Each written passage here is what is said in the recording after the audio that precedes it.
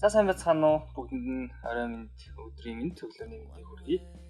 Тэгээд манай подкастын шинэхэн дугаарын зочноор ондаг нэмжээр сурч байгаа оюутан эсвэл манай оролцох гэж байна. Тэгээд та бүхэнд найз болох дэлгөөнөөгөө танилцуулж байна. Тэгээд дэлгөөнөө маань өөрийгөө одоо манай сонсогчдод танилцуулаад өгнө үү гэж байна. За сайн байцгаана уу? Намайг Дүлгөөн гэдэг. Халдвар төвчийн судлалын үндэсний төвийн халдвар төвчийн судлалын резидент эмч байгаа.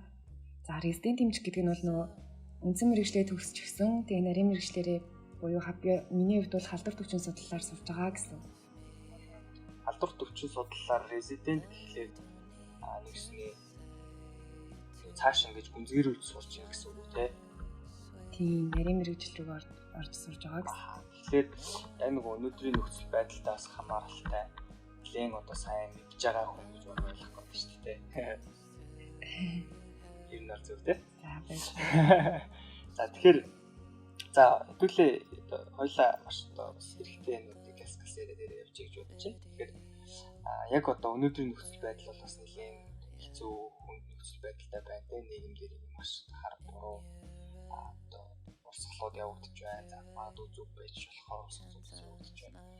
Яг өнөөдрийн бодит нөхцөл байдлыг хэр байна вэ? Яагаад одоо өнөөдрийн 2000 авчаад байна шүү дээ. Бууж байгаа билгээд авчаад. Тэгэхээр энэ болгоо юу болоод байна вэ? Яг одоо дотор нь ажиллаж байгаа хүний хувьд мэдээлэл хэвлэлд тутмаг байгаа хүмүүст хэлэхэд яг бодит нөхцөл хэр байгаа вэ?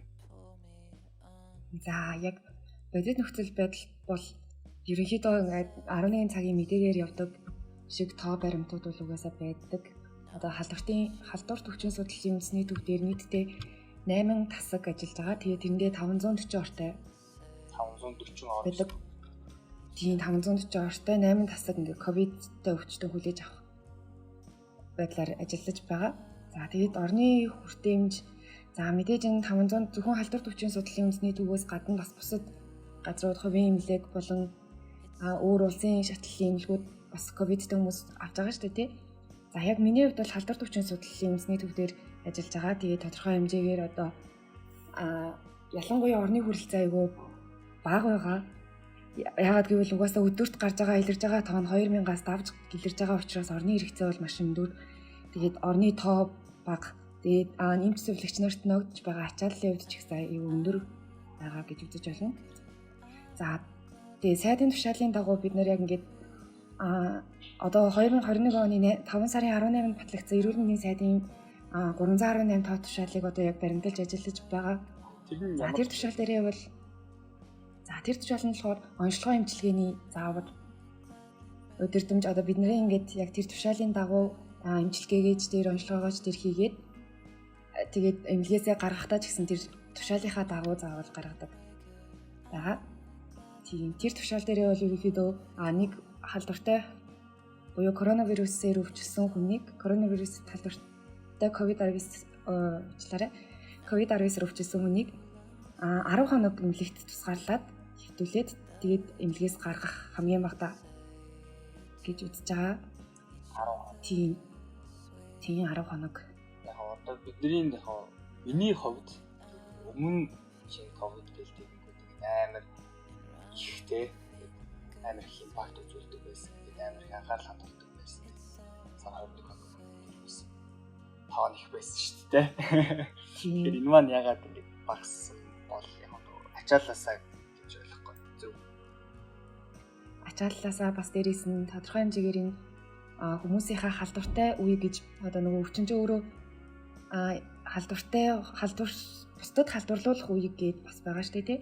Тэр үеийг ингээд дуусгаад эмнэлэгт шинж тэмдэг илэрснээс хойш эсвэл шинжилгээгээр батлагдсанаас хойш хамгийн багадаа 10 хоног байлгаж гаргана гэсэн. Тэгээд тэр хүн халдвар тараахаа бусдад харахаа болсон гэж үзэж байгаа тохиолдолд эмнэлгээсээ гаргаж байгаа. За тэр өмнөх 21 хоног гэдэг нь яагаад вэ гэхлээр бас нөгөө шинжилгээгээр илэрхгүй одоо халдвар гэсэн байлаа гэхэд шинжилгээгээр илэрхгүй нууц хугацаа гэж бас байдаг. Халдвар төвчин бүх өвчнөөр л баг нууц хугацаа байдаг байхгүй юу? За тэгээд тэр шинжилгээгээр илрэх хэвээр хугацааг нь ингээд тооцоолохын тулд тэгэж 21 хоног болон тэгээд тэрэн дараа нь 14 хоног болж явсан шүү дээ, тийм тэгэж явж байгаа. Нууц хугацаа болон бусдад халдварт тараахгүй үе хүртэлх хугацаагаар нь л айлуулах тусгаарлаад явж байгаа гэсэн. За ойлголоо. Яа бид нар ч бараг одоо нэг 11 цагийн мэдээ гэдэг чинь улс их оны маш чухал цаг болчиход шүү дээ. 11 цагийн мэдээ. Цагийн үр дүн шиг юм болчиход өмнө зөв мэдээлэл авч байгаа гэдэг байгаа. За тэгээд дараагийнх нь асуултын хувьд гэх юм бол одоо та өөрөө болохоор оюутан шүү дээ. Тэгээд резидент эмч байгаа. Эмч тийм сурж байгаа тийм болохоор нэг дайчилгаанд гэж явж гинөө эсвэл яг шууд эмч гэдэг зүгөөсөө орж байна уу? За резидент эмч нарын хувьд ер нь нэг 5-6 чиглэлээр дайчилгаадан ажиллаж байгаа. Анх ковид батлагдсанаас хойш Монголд анх ковид тохиолдол илэрснээс хойш ер нь дайчилгаадан ажиллаж байгаа. Тэгээд хамгийн эрчимтэй дайчилгадаж эхэлсэн нь бол 2021 оны 2 сараас эхлээд резидентүүдийг яг ингээд дайчлал оруулсан. Тэгэхдээ за улаан бүс рүү гэдэг нь яг ковидтэй хүмүүстэй тулж ажиллах байдлаар дайчлагдаг ажиллана. Эсвэл үрхийн эмнэлэг дээр бас адилхан л нөгөө ковидтэй хүмүүстэй тулж ажиллана. Тэгээ нөгөө гэрээр эмчлэгдэж байгаа хүмүүсийг хянах зорилгоор ажиллаж байгаа. За тандалтын баг гэж бас байгаа. Тэр тандалтын баг нь болохоор сорьц одоо батлагдсан тохиолдлын ойрын хавтал гэсэн хүмүүсээс сорьц авах эсвэл батлагдсан тохиолдлоо өөрийг нь нөгөө тээвэрлээд одоо эмнэлэг рүү хүргэж өгөх шаардлагатай шүү дээ, тий.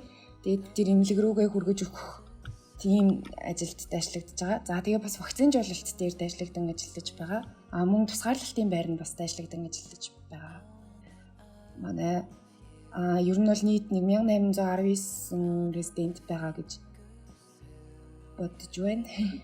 Нийтдээ 1800 орчим гэж ойлгох гэдэг. Тийм 1800 гаруй тийм. Одоо яг дайчлагдан ажиллаж байгаа резидентүүд. Нийт одоо нөгөө оюутнуудыг бас ажиллаж байгаа тий. Одоо тэгээд өөр ерөнхийдөө баг миний ойлгож байгаагаар эмч гэдэг тодтолтой эмч гэдэг мэргэжилтэй баг бүх хүмүүсийг л дайчлахад хамруулаад байна уу гэж миний хувь өнөө зүгээс хараад байгаа. Энэ юу гэж хэлээ. За ер нь бол оюутнуудын мөн төгсөх курсын оюутнуудын мөн дайчлан ажиллуулах чиглэл гарсан байсан. Тийм тэгээд мэдээж сайдын тушаал болон тийм үү чиглэл гаргаж байгаа чиглэлийн дагуу резидент эмч төгсөх курсын оюутнууд мөн дайчлагдан ажиллаж байгаа. Яг энэ ковид буюу цар тахлын үед. Ер нь одоо манай нөгөө хүний нөөцийн хувьд ер нь хэр яг бүртэмжтэй байж чадчих юм бэ? Яг улаан бүсийн хувьд гээд одоо ярьсан шүү дээ нөгөө яг ковидтэй төгсөж байгаа. Тэгэхээр яг дээр нь ачаалттай байх нь байгаа байх. Яг би тэрийг нөгөө ор ч юм уу тоног төхөөрөмжийн хувьд гэж ойлгоод байгаа байхгүй. Тэгэхээр хүн одоо эмчийнх нь нэг хүн дээр одоо ноогдох хүний тоо гэдэг ч юм уу. Эсвэл яг тухайн эмчтэр ноогдох хүний тоо байгаа. Нэг нь хэрэг боломжтой байгаа гэдэг ч юм. Тэр ачаалтай байгаа юм. За нэг тасагт ер нь одоо нөгөө орныхоо тооноос хамаарат нэг тасагт 3-аас 4 эмчтэй ажилладаг.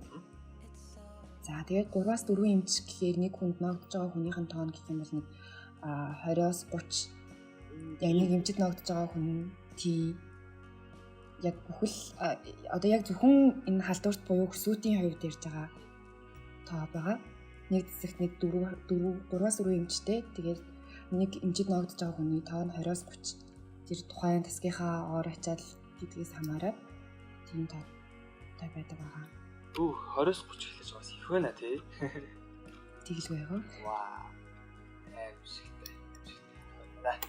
Ялцчул ачаалтай ажиллаж байгаа юм.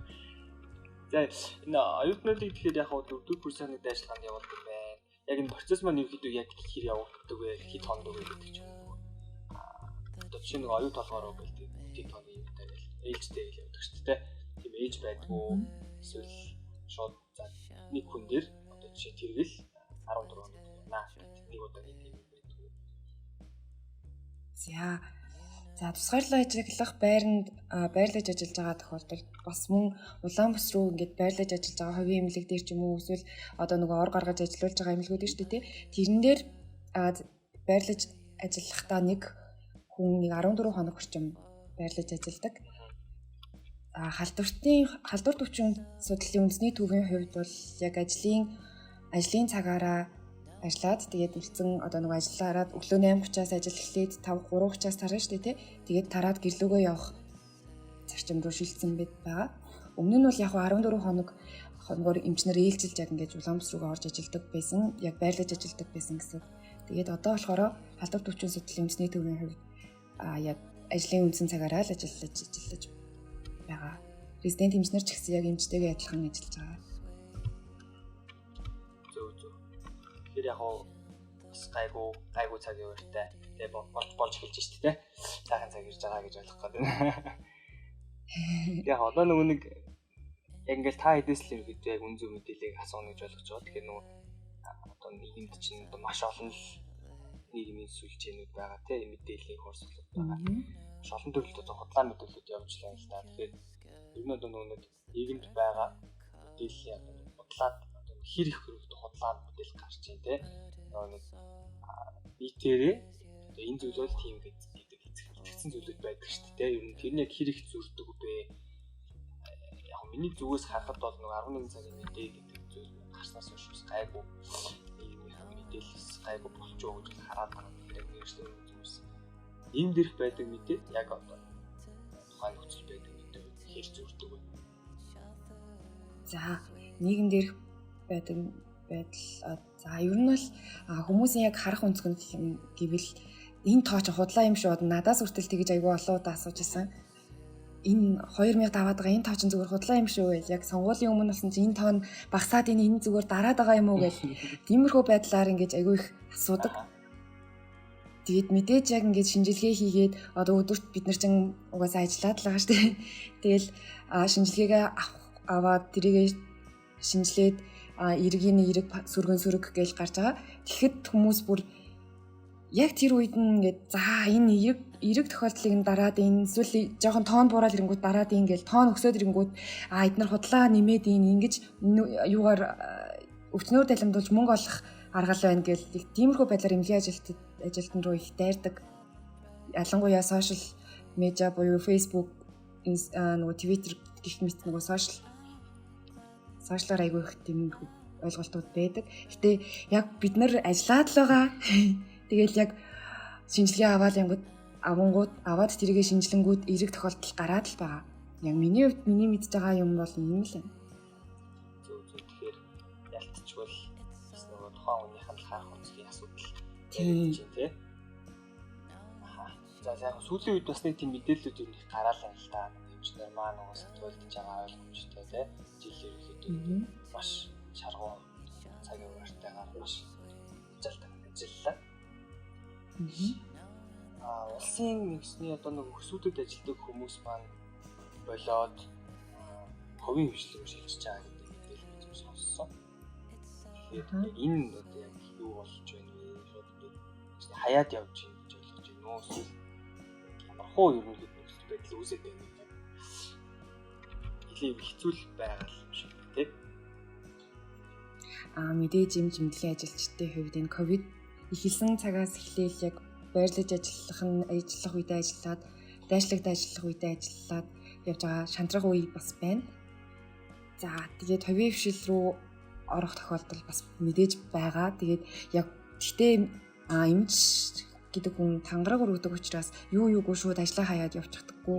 Мэдээж өөрийнхөө ажиллаж байгаа одоо тухайн би энэ хүмүүсийг хариуцаж авсан гэсэн бол тэр хүмүүсийгээ үзээд дэмжлэгээгээ дуусгаад тэгснийхаа дараа л ямар нэгэн байдлаар за би одоо өөрийнхөө хувийн ажлыг хийхээр явлаа гэдэгтээ бэлэн болсон үедээ явдаг. Тэрнээс шууд ингээл за би үнэхээр дисквэн туйлдчлаа ядарчихлаа гингүүдээ шууд яваад өгдөг бол тийм юм байхгүй. Эмчнэр тангараг өргөдөг учраас аль болох тэрийгээ дуусгаад л явдаг. Гэхдээ мэдээж хувийн хвшил рүү орж байгаа эмчнэр байгаа.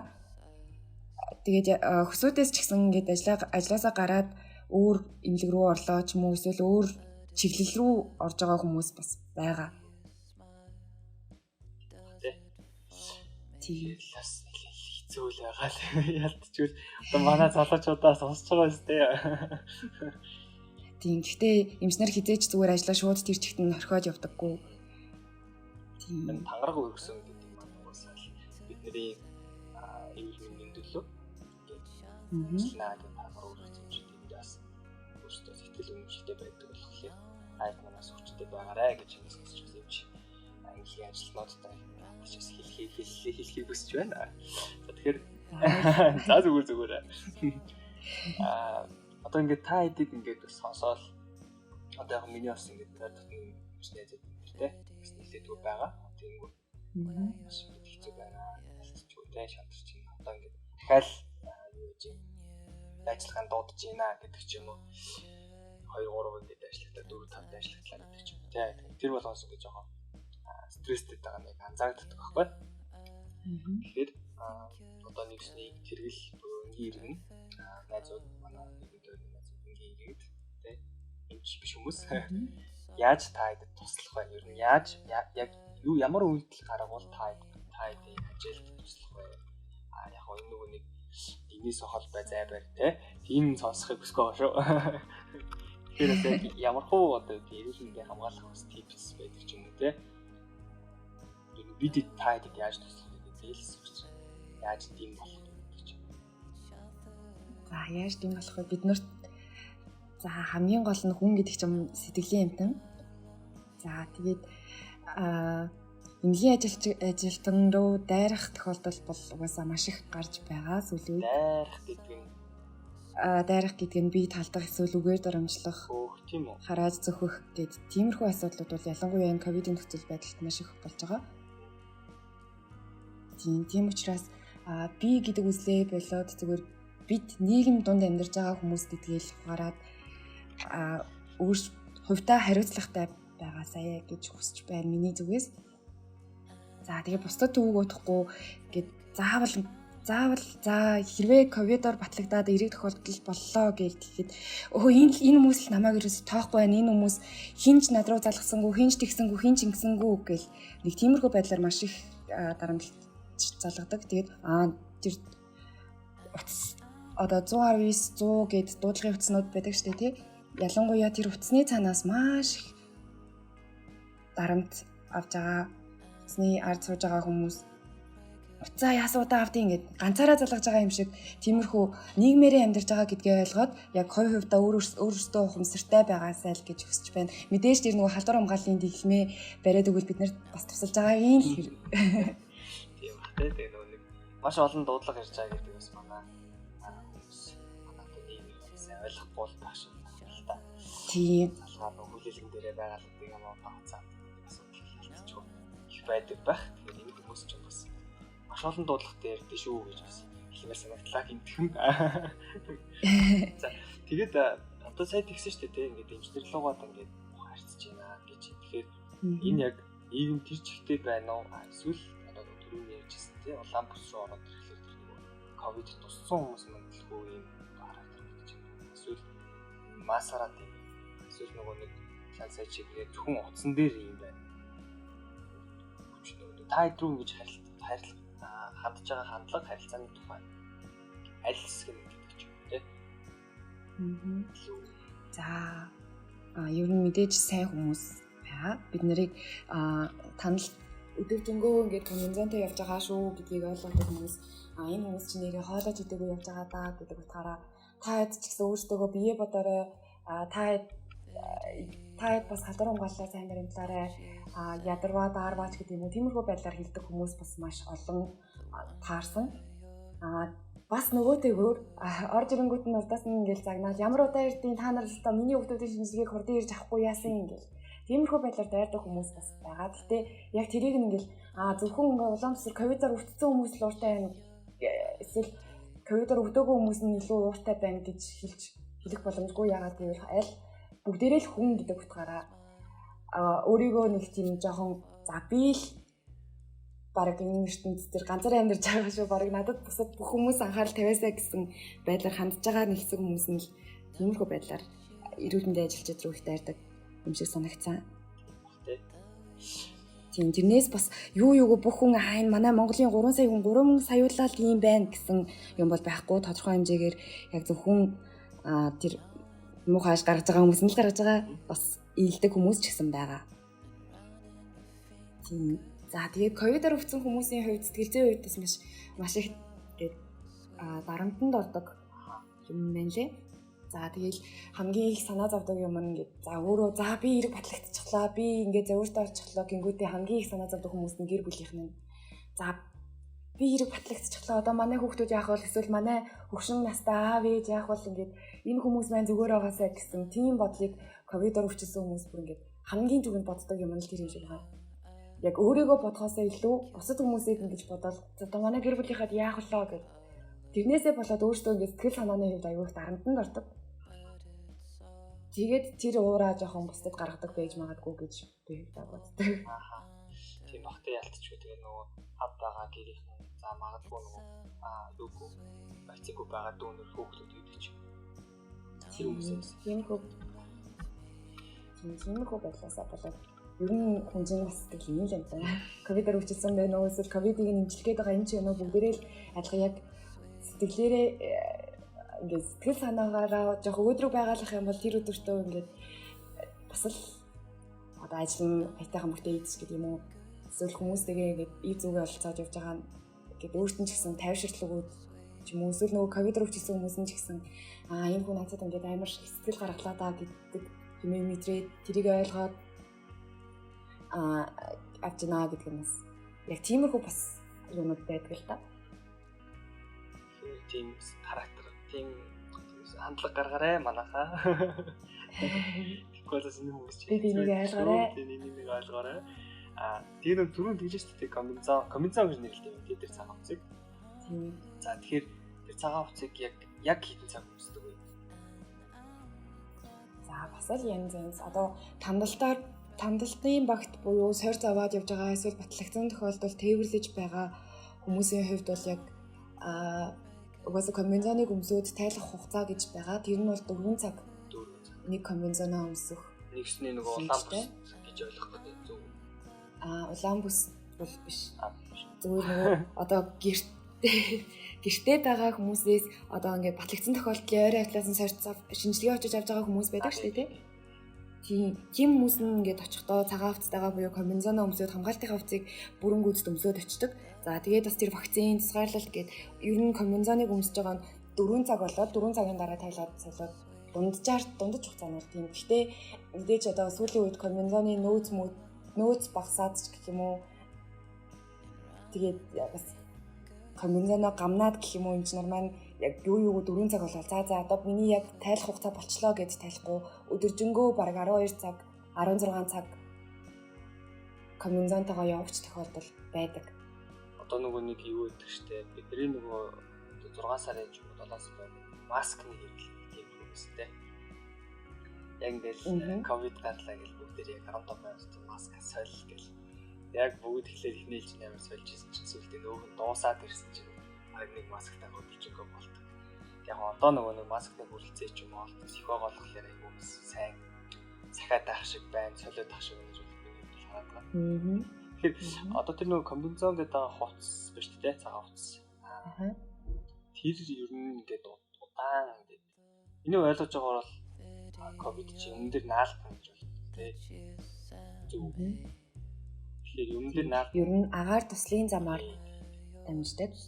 Тэгэхээр нэгс агаар нэвтрүүлэх хувцас шүү дээ те. Агаар нэвтрүүлэх за ер нь бол тийм нэвтрүүлэхгүй. Ер нь бол нэлээ хөлрөн зөв. Хөлрөн маш их хөлрөн. Тэгэхээр одоо нөгөө маш их хөлөрж байгаа юм чинь хамаг одоо эдсэн хамгаалах бодисуудаа сүсээрээ гаргацдаг гэж ойлгодог. Тэгэхээр бизнес маань яг тэр комбинзоныг ингэж удаан хугацаагаар өмсгөхлээр энд нь ямар нэгэн өөрчлөлт ч юм уу гардаг л байлгүй дээ. Гарна. Тэр одоо жишээ нь яг ямар хөө өөрчлөлт гардаг вэ? Одоо за найтай байгаа зүйл. Биенийх нь бүхэн нэгсний хогоо нэгс өгч тээ. Ясных нь тэгэхээр магадгүй бохроо гэдэг ч юм. Тэрнээс ахуулаад асуудал үүсэх үү. За комбинзон яг хамгаалах хувцас хэрэглэлд ганцхан комбинзон гэдэг юм байхгүй. Комбинзонтойгоо давхар маск нь одоо N95 буюу нөгөө 95% хамгаалттай тэр маск Тэгээд нүүрний хаалт эсвэл нүдний шил тэгээд уловч бэйли гэх мэтчлэн яг ингээ бүрэн цогцоор нэмсэж яг тэр бүрэн хамгаалтын хувцас болдог. За тэгээд надад тохиолдсон юм гэх юм бол за миний хувьд бол нүүрний арьс бол үнэхээр авах юм болсон. Маш удаан хугацаанд масктай тий. Удаан хугацаагаар байнгын масктай байгаад тэр чинь угаасаа амьсгалж явах хэрэгтэй арьс тэрийг ингээ битүүр чинь байнга байлгаад ахаар нүгний нөхцөл нэмсэн юмуд аягүй нэмэгдсэн. За тэгээд комбинзоны хувьд бол маш их хөлрүүлдэг. За тэгээд хөлс их гараад за тэгээд комбинзоноо тайлсныхаа дараа ч юм уу ингээд маш их хэмжээгээр хөлөрцөн байж захтаа бас хитрхий даашх юм бол өөрөө бас давхар өвчин хүндрэх юм уу өрсөлдөлтэй хатгаа тийм юм шиг хатгалгаа тэгээд үсэх эрсдэлтэй ер нь маш хэцүү л хөцөлт ажилтдаг юм байна тий ялтчихв. Тэрийг чинь би бол яг нөгөө бас удаан хугацаанд өмсдөг гэж ойлгож ирсэн ч гэсэн бас нэг 10 хэдэн цаг чинь бас ямар хугацаа л шүү. Тэгээ нэг одоо ингээд сорцсонд ингээд гадуур явдаг юм шиг гэж ярьж байна тий. Судалгаа гэсэн. Тэгэхээр хандлтанд явж байгаа юм шиг нэг хувьд бол ингээд бас халдвар авах тохиолдол бас гарч байгаа бах тий. Тэр хувцастай байгаа ч гэсэн. За хамгаалтын хувцас бүрэн зөв гүйцэтгэх зөв тайлж байгаа тохиолдолд тэр халдвар тийм амархан авахгүй. Тэгвэл тийм учраас бид нар ингээд хамгаалтын хувцас тайлахтаа хүртэл яг зөвхөн шар бүстэй буюу камерын хяналтанд орох байдлаар тайлж зөв өмсөж зөв тайлдаг. Толгойд тэрийгээ сайн хараад стандарттай. Тийм стандарттай. Тэгвэл яг эмчнэр сүлэгч нар маань өөрсдөө энэ халдвар авч байгаа тохиолдол юу байгаа юм. Бүх бүсэдтэй шар бүс. Ламс. Бас өөртөө салбаруудад за мэдээж байгаа. Тэр хүмүүс эмчилгээнийхээ хувьд үед шин гэж энэ тоолж юм эсвэл илүүгээ яваад ч юм уу те. Тайлт гэж ярьж байгаа шүү дээ. Тэрүүгээр ер нь авч байгаа юм. Тиймэрхүү судалгаа байд юм болов. За яг одоогоор хийгдсэн яг тэр талаас нь хийгдсэн судалгаа бол байхгүй. Тийм. Гэтэ эмнэлгийн ажилчид бол маш их өвдөж байгаа. Тэгээд эмнэлгийн ажилчид зөвлөгч одоо ер нь бол энэ хамгийн их энэ ковидын үед хамгийн ачаалттай ажиллаж байгаа хүмүүс бол эмч, зөвлөгч, асрагч гэдэг ийм хүмүүс байгаа. Тэгээд тодорхой бидний хувьд гэх юм бол халдварыг гаднаас ч авч болон дотроосоо ч яг эмчилгээнийхээ явцад ч авах боломжтой. Тэгээд тэр нөгөө хэдий ингээд зөв тайлсан ч гэсэн бас магадгүй тэр вирусийн идэвхжил өндөр ч юм уу ямар нэгэн байдлаар ингээд жоохон комбинзон ч юм уу эсвэл нүүрний хаалтан ингээд ямар нэгэн байдлаар бүрэн байдлаар алдчихсан байсныг нь мдэггүйгээр өмссөн ч юм уу тиймэрхүү тохиолдлын халдвар авах хэрэгтэй. Тийм тэгээд одоо маск л гэхэд N95 гэж хийж байгаа тэр нь бол яг 100% гэсэн хамгаалалт байхгүй 95%-ийн л хамгаалах чадвартай гэд бүр цаанаасаа нэрлэлчихсэн байгаа шүү дээ тий. Гэтэ тий яг одоогоор тэгж улаан бүсээсээ л аваад байна, эмчилгээ хийгээд л аваад байна гэсэн тийм судалгаа байхгүй. Гэтэ дотроосоо ч авч болно, гаднаас ч авч болно.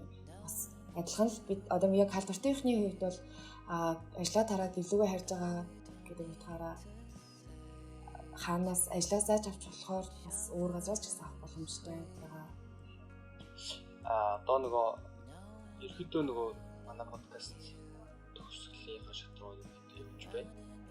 Тэгэхээр ийм асуулт ирдэг байна л да. Яг одоогийн нөхцөл байдал дээр те бид нар чийбэл саяны 1000 орчим ингээд хүртэл дуулаа шүү дээ. Бараг яг дотор руу ороод толгонд байна. Тэгсэн чинь манай хэд маань ингээд гадуур гарсан. Бүгдээрээ интенсив цаасан сайхан ярьсан. Энэ хүмүүс бүгдээрээ 2 дугаар тунгаа ялгцсан байсан. Тэгээд тусаад байна л гэж ойлгоод байгаа шүү дээ. Хвчлэн 2 дугаар тунгаа байсан. Тусаад ах шиг. Тэгэхээр энэ нөгөө вакцины ер нь хэр чанартай бол юу гэж харж байна тэр вакцины жуулалтын талаар. За вакцин бол энэ ковид гэдэг өвчнөөс бүр хамгаалаад ингээ бамбай шиг хамгаалж байгаа гэсэн үг биш. Вакцин чинь дархлааны хариу урвал өрнүүлээд одоо яг энгийн үгээр тайлбарлах юм бол зүгээр ингээ бие махбод руу ингээ за ийм нэг вирус байгаа шүү. Энийний эсрэг ингээ хариу урвал үзүүлээд ажиллах ёстой шүү. Энтэй тэмцэх ёстой шүү гэдэг байдлаар ингээ урьдчилаад оруулаад өгч байгаа байхгүй юу? Тэнгүүд дараа нь яг тэр ковид вирус ингээ би орж ирэнгүүт тэрнийхэн эсрэг тэмцэх чадвартай. Үгүй энэ ч нөгөө нэг болохгүй юм байна штэ. Энийг гаргах хэрэгтэй. Энийг гаргая гэд биеийн дархлаа ажиллах чадрыг нээж өгж байгаа тийм зүйл бол угаасаа вакцин байгаа. Тэрнээс ингээ шууд бамбай шиг ингээ за шууд ингээ за нүрийг нь хаачихлаа. Одоо ямар ч тийм юу орохгүй вирус орохгүй шүү гэсэн хамгаалалт бол биш. Тэгвэл зүгээр дархлааг нь ингээ ажиллуулж өгч байгаа. За энэ ингээ болохгүй юм шүү. Энэний эсрэг тэмцээрэй гэж байгаа гэдгийг л ойлгуулж өгч байгаа. Нөгөө бие махбодод ингэж таниулж өгч байгаа юм баггүй юу манай вакцин байна. Манай вакцин оо. За тэгэхээр маш аюултай л нөхцөл байгаа л байна. Тэгээд нэмжлэр маань зөндөө тулж ажиллаад те маш их хүн нөхцөлд ажиллаж байгаа байна. Бүгд ингэж сайн ойлгож авсан байхаа гэж найдаж байна. Тэгээд сайн сэргийдүүд зөвлөгөө авах гэж байгаа. Гэрээр тусгаарлагдж байгаа маш олон хүмүүс байгаа. Тэгэхээр одоо манайхан ч 11 цагийн мэдээлэлээс эслээд маш их сайн мэдлэгтэй болсон.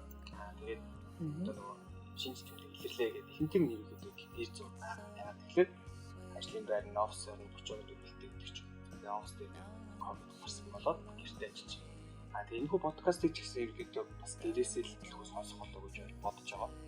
Тэгээд гэртээ байгаа, гэртээ тусгаарлагдж байгаа хүмүүст өгөх эмч хүний зөвлөгөөтэй бас магадгүй найз хүний зөвлөгөө байх. За мэдээж одоо байнга мэдээгээр ярьж байгаа тэр зайгаа бариад маска зүгээд гараа тогтмол угаагаад гэртээ байх гэл тэр зөвлөгөөнүүдийг бол угаасаа хүн болго өдөрт бараг хэдэн ч удаа давтаж сонсож байгаа.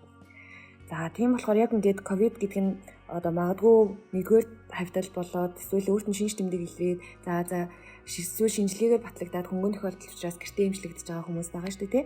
За тэр хүмүүстээ зориулж хэлэхэд за хамгийн ингээд гол юм нь бол өөрийнхөө болон гэр бүлийнхнээ хамт байгаа хүмүүсийнхаа шинж тэмдгийн өөрчлөлтийг нь сайн ажиглах хэрэгтэй. За тэрэн дээрээ биеийн температур, тэгээд артерийн даралт, пульс, амьсгалын тоо, тэгээд амьсгалахад ингээд амьсгал туслах булчин оролцоод буюу ингээд амьсгалын тавчтаад ийнү гэх мэтчлэн тэр шинж тэмдгийн өөрчлөлтийг маш сайн ажиглах хэрэгтэй. Гар хүлэн хүйтэн, одоо гэрийнхэн хин нэгнийх нь гар хүлэн хүйтэн нэг амьсгал дутагдлын шинжид орсон юм шиг харагдаад байна уу? Тэрийг нь маш сайн ажиглах хэрэгтэй. За тэгээ агаарын солилцоог сайн оруулна. За тэр нөгөө шинж тэмдэг ажиглана гэж тэгсэн шүү дээ тий. Тэгээд тэр нөгөө шинж тэмдэг нь жоохон амьсгаадаад ингээ хүнд болох юм бол заавал эмчтэй мэдэгдээд өөрийгөө болон тэр нөгөө хайртай хүмүүсээ бид нар бас имлэг рүү ядаж имлэгтэж жоод ингээд зүйлх юмсан эсвэл ядаж гэрээр нь имж ирээд үзэх юм чинь эмчтэйгээ сайн холбогдоод уцаар яг ийм завиурууд илэрж ийн өмнө нь тийм байсан тэд хамгийн өмнө хэд байсан чинь одоо ингээд нэмэгдчихлээ гэдэг байдлаар юм мэдээлэлтэй байх юм бол биднэрт илүү амар байна. Тэгэхгүй тэгэл гинт ингээл манай хөхд гинт халуураад ингээл гэсэн. Өчигдөр ямар байсан гэсэн мэдхгүй өчигдрийг анзаараагүй гэх юм бол энэ хүүхдийн явцсан яг ямар явагдаад байгаа юм бэ гэдэг юм мэдхий жоохон хүндрэлтэй болно шүү. За тэгээ мэдээж тэр нөгөө шингэн хангалттай хэмжээгээр маш сайн уух хэрэгтэй. Гэтэ зөвхөн шингэн уух гэсэн ингээл хүүхэд суугаад байж болохгүй. Айл болох бүлээн, халуун бүлээн шингэн уугаа, шүүл устайгаа сайн идэх хэрэгтэй. Тэгээд шөнийн нойр бүр хамгийн чухал байна. Тэгэл ковид за би ингээл ковид тусчлаа гэж өөрийгөө өдөр шөнөгөө бодоод сэтгэлээ унаал хямраал тэгээд санаа зовоол унтаж чадахгүй байгаад байх юм бол дахлаа л удамнуудаа л явах. Тийм учраас шөнө 11-ээс 2 цагийн хооронд хүн гүнээр авч явах хэрэгтэй. Тэр үедээ маш сайн унтаад дахлаагаа тэгж өөрөөрөө дэмжих хэрэгтэй. За тэгээд амьсгалын дасгалыг зөв хийж сурах хэрэгтэй. Хамраараа гүнзгий амьсгал аваад амаараа гаргаад тэгээд уушгийнхаа багтаамжийг тэгээд амьсгалаа гүнзгий авч агаад хэсэг төвчээд тэгээд буцааж гаргахдаа амаараа гаргаад гэдэг юм уу. Тиймэрхүү байдлаар амьсгалын дасгалуудыг Одоо бол сошиал орчин хөгжсөн, маш сайн хөгжсөн мэдээллүүд бүр хаасайг байгаа. Амьсгалын тусгал гэж хайгаал ороход ингээд бүр YouTube дээр ч юм уу ингээд заагаад өгсөн. Яг ингээд дагаад хийхээр байдлаар тиймэрхүү амьсгалын тусгалууд зөндөө байгаа. За тийм учраас амьсгалын тусгалаа сайн зөв хийгээрэй. За хэрвээ одоо гэрээр эмчлэгдэж байгаа тохиолдолд ямар нэгэн өвчмөд архаг суур өвчмөнтэй байгаад тэгээ тэрэндээ эмчилгээ хийж байгаа бол тэр эмчилгээгээ заавал үргэлжлүүлж хийн. Тэгэхгүй тэгэл гинт ингээл за би ковидоос өөр надад юм алга гэл нөө үндсэн эмчнийхэндээ артерийн даралтанд нөсдөг байсан. Тэрийнхаа ингээд тогтмол ууж явах хэрэгтэй байсан. Энэ нэмээ уухгүй хаяад тэгэж болохгүй зүгээр үндсэн өвчнийг бол заавал үргэлжлүүлэн эмчилгээгээ хийх хэрэгтэй. За тэгээ хөнгөн тохиолдолд шинж тэмдгийн эмчилгээг хийж болно. Одоо халуурах, ханиалгах, хамар итүрэх, толгой өвдөх, хоолой өвдөх зэрэг одоо нөгөө коронавирусын халдварын шинж тэмдгүүд байдаг шүү дээ, тий. Тэрний үед нь ингээд өвчин намдаах, алуун бууруулах, ханиалга намдаах юм зэрэгээ тэгэл хамармж дүрүүдээ бол хамрын цэцлэг гэх мэт зүйлийг хэрэгжилж болно, гэрээр хэрэглэж болно. Би сая яг нөгөө шинж тэмдэг гээд хэлсэн чинь би шууд өөрийгөө барьж үзлээ шүү дээ. Миний соцсон юм болж байгаа лээ.